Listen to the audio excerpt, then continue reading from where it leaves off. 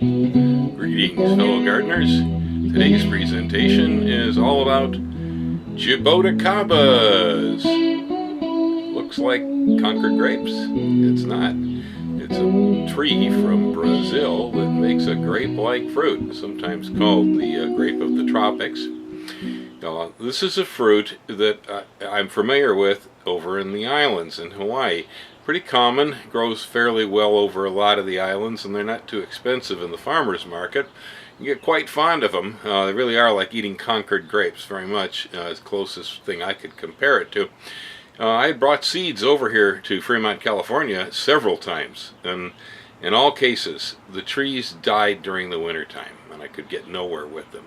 But recently I discovered that Ranger Dave Pellerin over at Quarry Lakes had 2 Jaboticaba trees here in Fremont that had been not only surviving for years at the Quarry Lakes Regional Park, but they were making fruit. So this year when they fruited, David went out and he picked me about 100 Jaboticabas. I have been actively going through them, eating them up, and then spitting the seeds out, trying to get enough of this to plant. Here we are, David, standing between 2 Jaboticaba. Planted at the same time from the same source. How long ago, about? 8 odd years. That's about right for such a slow-growing thing. And this one here, you say, fruited abundantly recently. This year, it fruited abundantly. I mean, get a close shot, you could see all the stuff that just plain dropped before anybody could get to it. Oh my goodness. All right, now I've tried Jaboticaba in the Bay Area.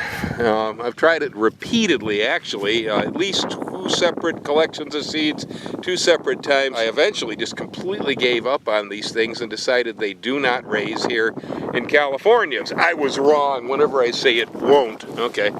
And so this thing, this is a plant where most of the fruit actually forms on the older wood right along the sides of the trunk, right? All of it. So I'll give you a look inside one of these. If you've never had this fruit, it's very, very refreshing. It's quite delicious. There you go. See, looks a whole lot like a slip skin grape on the inside. Usually has 1 seed right in the middle. Lots of nice mucilage, sweet flesh. And then a purple skin that has most of the tannin is in the skin, and there's a bit of a resinous flavor in the skin. So here we have it. I'm going to try one. It's real nice. You pop the skin, then the juice, and some of the pulp just kind of rushes out through the mouth. Very refreshing, washes the palate off. It has a flavor that's sweet, just a little bit resinous. It's very, very grape-like. In fact, the skin, which is fairly tough, and we don't usually eat, we usually spit it out, has most of that resinous quality that adds some character to the sweetness. And the pit, as we get it worked down, and most of the juice comes up, the pit is a bit tart.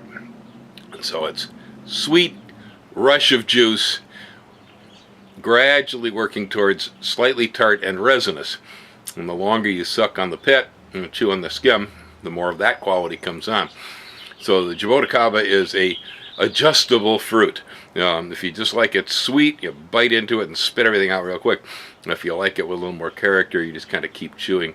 It's sort of like the reverse of a kumquat. Put a kumquat in the mouth, it's sour as a lemon, but the longer you chew, it gets sweeter and sweeter as the sugar comes out of the skin. Jaboticaba's the other way around. First rush, totally sugary, gradually becoming tartar and having more character. Well, I think I've reached that point of character, so I'm going to get this out of my mouth. Right here, I've got a bowl full of water, and as I extract the Jaboticaba seeds, they kind of look like that as they come out. Got some fuzz or stuff caught around them. I'm putting them in a glass of water out here. I'm going to allow this to ferment for a while, kind of break down some of the sugar and clean the seeds up a bit. Okay, flat's all prepared. I have fermented my seeds overnight to get some of the sugar off. I made a tag for my flat right here. It says Jaboticaba, Jaboticaba. There we go. Stick that in the flat so I know what I'm planting. And I'm just going to try to retrieve some of these guys and work them into the holes in the soil here. Well, look at that. That's pretty amazing.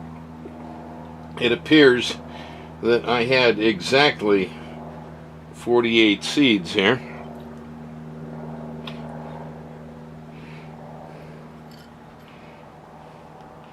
Pretty crazy. Yeah, look at that. Came out just right. I did a flat of these yesterday. I had exactly 48 seeds. I gave away 3 fruit to a friend of mine who wanted some seed, and so numbers came out exactly right. Thank you, David. I appreciate the fact that you went out and bothered to pick these. Last year the ground squirrels got most of them. And I mean, this is a rare occurrence, actually, having Jaboticabas raised in the town of Fremont. This is hard for me even to accept. I have been messing around with odd plants for years, and this was one of them that I'd tried before, and I'd come to complete failure. And I had just said, can't grow Jaboticabas in Northern California, although I'd heard otherwise, until I ran across David's plants. So I am assuming that the Jaboticabas at Quarry Lakes are of a different genetic background than the ones I'd been trying to use, and they must be a little bit hardier because they're surviving here and they're fruiting. There we go. For now, that's the whole story of Jaboticabas in Northern California. Keep the faith. Happy gardening.